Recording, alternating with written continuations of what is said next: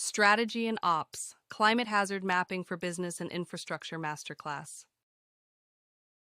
Welcome to Session 2. In this session, you'll learn how to identify where climate risk concentrates and why some areas face higher impacts than others.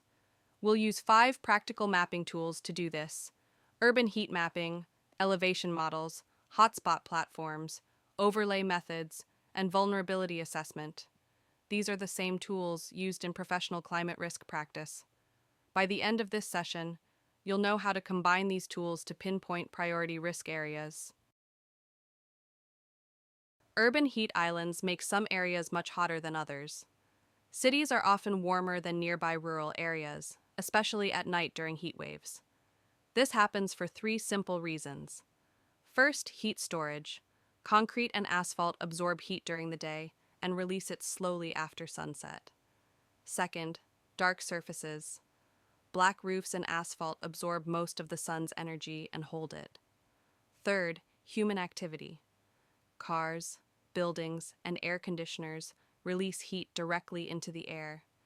These factors build on each other. Dark surfaces absorb heat, buildings store it, and AC units push even more heat outside at night. The result is sustained high temperatures in certain neighborhoods, even long after the sun has set. During a heat wave, these areas face the greatest health risks and often need the most support. The good news is that urban heat islands can be reduced with targeted actions. Trees make the biggest difference. Shade from trees can cool surfaces, and parks create cooler zones that are several degrees lower than the surrounding built areas. This is why expanding tree canopy in hotspot neighborhoods is so effective. Cool surfaces also help immediately. White or reflective roofs stay much cooler than dark roofs. Light-colored pavement also absorbs far less heat than black asphalt. These upgrades are simple and provide rapid, measurable cooling. Water features add local cooling through evaporation. Small misting areas or fountains can lower temperatures. Smart design also reduces heat at the source. Walkable streets mean fewer car trips and less heat from traffic. Energy-efficient buildings reduce the amount of heat released by cooling systems. When these strategies are layered, trees, cool roofs, light pavement, water features, and efficient design, the combined cooling effect is strong. This protects vulnerable residents and reduces stress on infrastructure during extreme heat. Digital elevation models, or DEMS, are a core tool in climate mapping. A DEM shows the height of every point on the landscape. Most are created from LIDAR, radar, or satellite data. High-resolution LIDAR can map elevation with remarkable detail. Elevation matters for several reasons.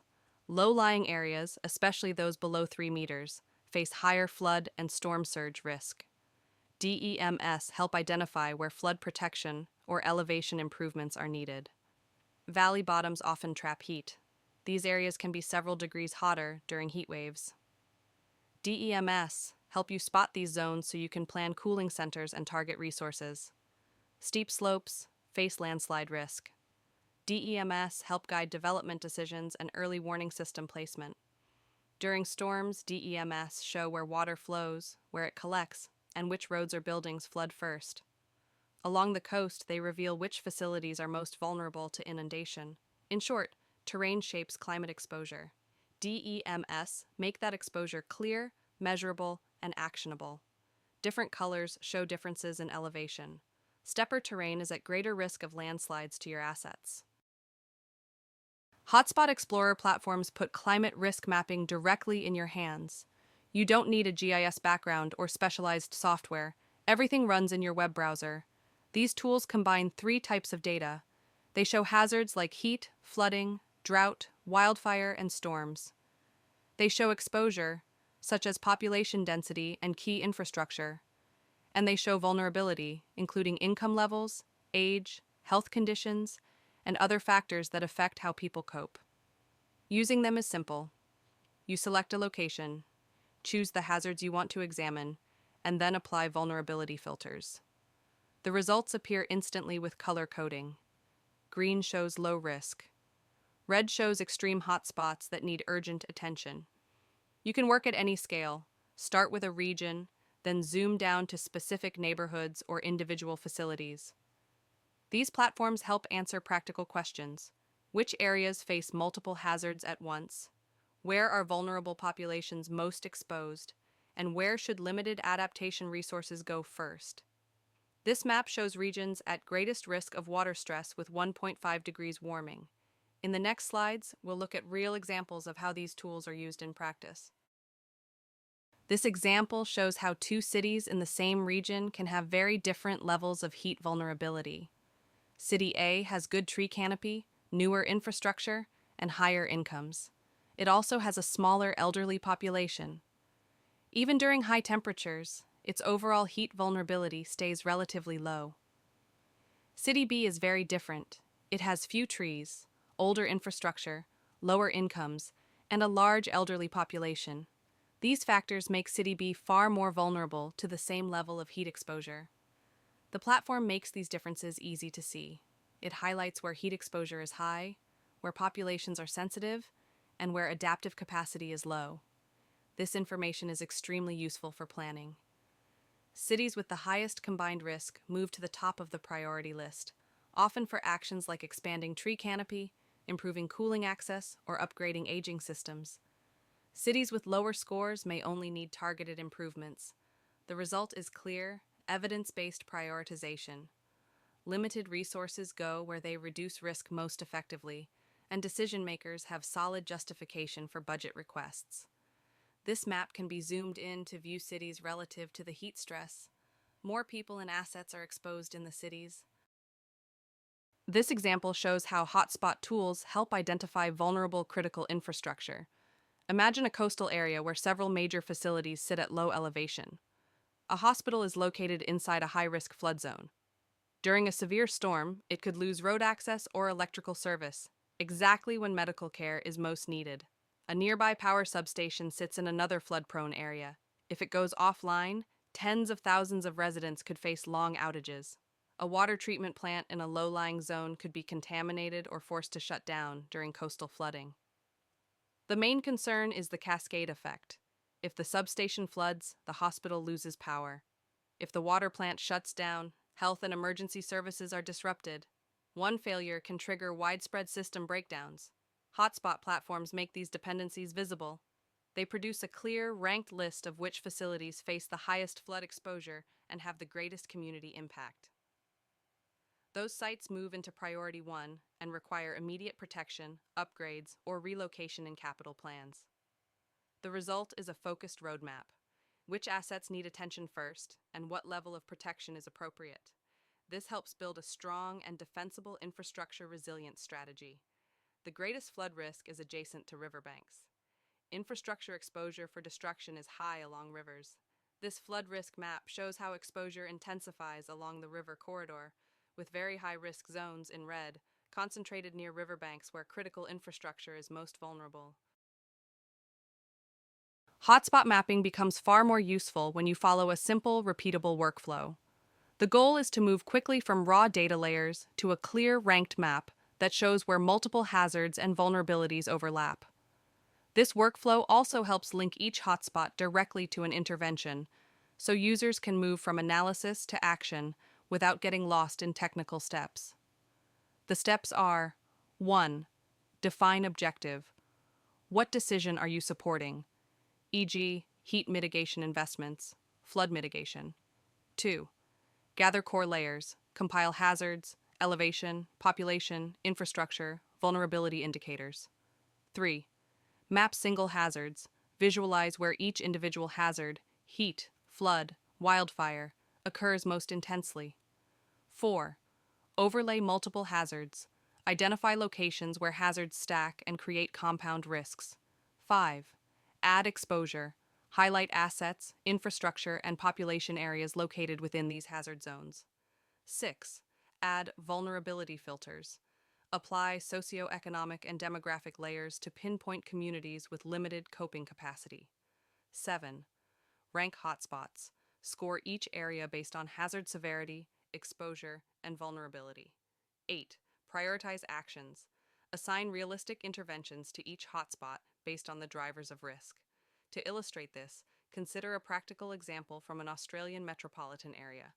The city followed this exact workflow to guide climate resilience investments. Define objective.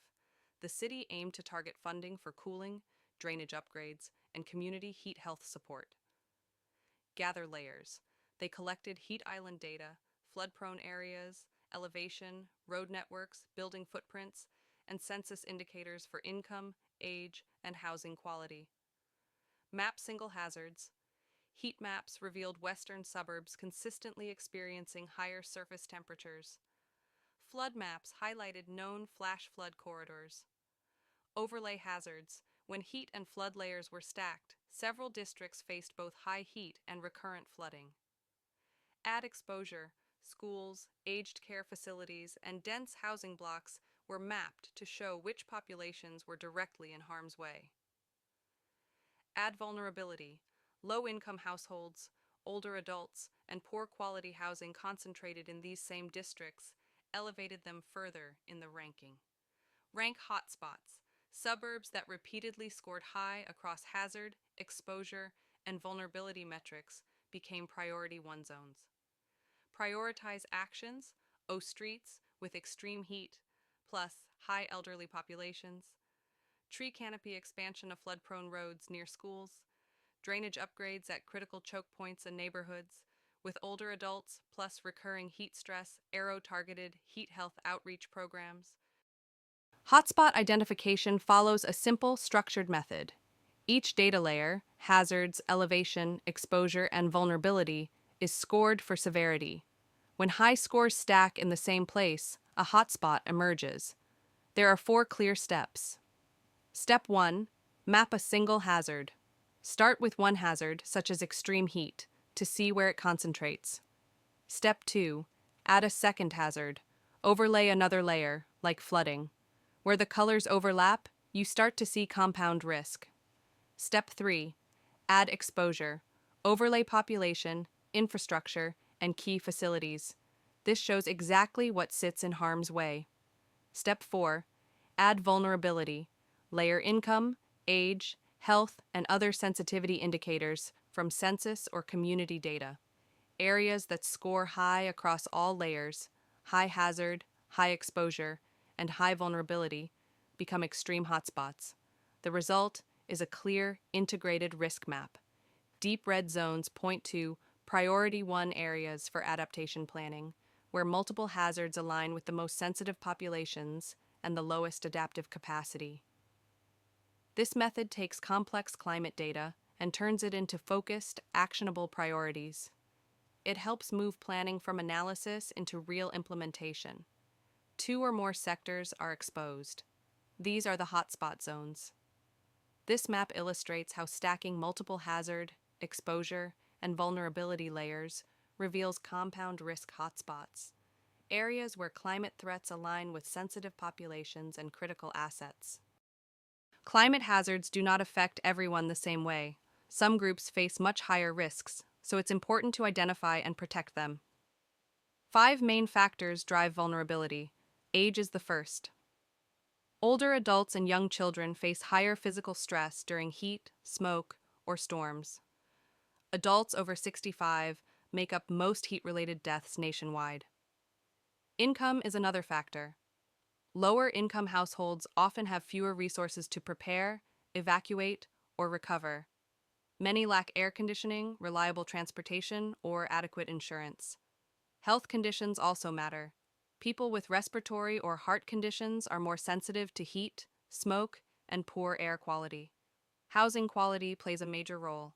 Older homes, rental units in poor condition, and mobile homes offer limited protection from extreme heat, storms, or smoke. Language and cultural barriers can also increase risk. Limited English proficiency may delay access to warnings, assistance programs, or evacuation instructions. When several of these factors overlap, vulnerability becomes extreme. For example, an older adult with health issues, living in poor quality housing, without reliable cooling or transportation, faces very high risk during a heat wave or wildfire smoke event. Mapping where these populations cluster helps identify priority areas for cooling centers, targeted alerts, and support during emergencies.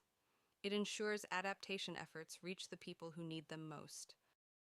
Critical infrastructure keeps communities functioning, so understanding where it is vulnerable is essential. When one system fails, it can trigger disruptions across others, making early identification of weak points a top priority. The power grid is a clear example. If a substation floods or overheats, entire districts can lose electricity. Mapping these risks helps planners decide where to harden equipment or add backup generation. Water systems face similar threats. A treatment plant in a flood zone can be forced offline, cutting supply when demand is highest. Hazard overlays highlight where protection or relocation may be needed. Transportation networks and communications networks are other critical infrastructure.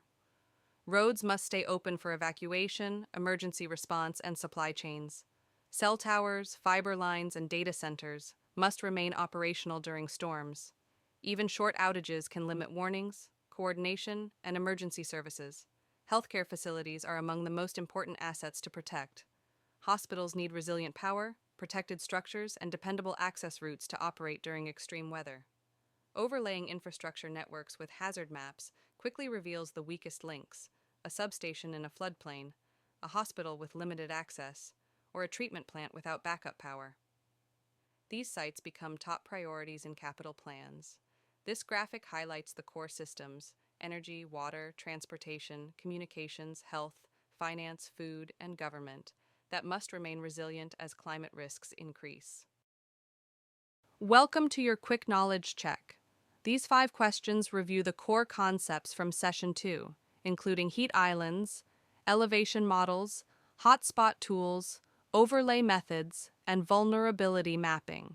Answer each question based on what you've learned in this session. Question 1. Which factor is not a driver of the urban heat island effect? A. Heat stored in concrete and asphalt. B. Dark surfaces absorbing sunlight. C. Heat released from vehicles and AC units. D. High tree canopy cover. Question 2. What does a digital elevation model, DEM, help identify? A. Neighborhood income levels.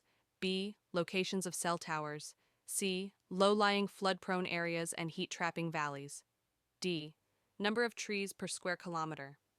Question 3. Hotspot Explorer platforms combine which 3 types of information? A. Weather forecasts, insurance losses, building codes. B. Hazards, exposure, and vulnerability. C.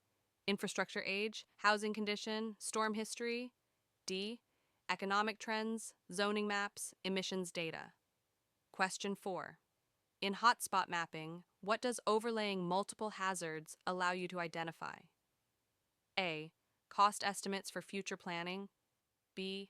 Locations where hazards interact to create compound risk. C. The fastest evacuation routes. D. Areas where only one hazard occurs. Question 5. Which of the following is an example of a highly vulnerable population group during climate hazards? A. Residents in new energy-efficient housing. B. Households with high cooling capacity. C. Older adults with limited transportation and no air conditioning.